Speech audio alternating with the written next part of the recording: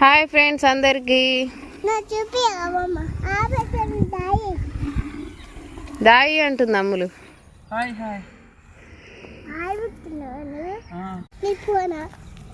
ఇక మా బుడ్డమ్ములు కూడా చూపించాలంట. ఒక్కటే కేకలు పెడుతుంది ఎప్పుడు. వీడియోలు తీయనియదు, ఏం చేయనియదు, ఊకే ఏడుస్తుంది. ఇక పాలు మైకా ఖరాబ్ చేస్తుంది. పట్టుకో ఇట్నే. పాలైతే వింతుండు, పెద్ద బర్రెకి వింతుండు. కాదు కాదు, చిన్న బర్రెకి.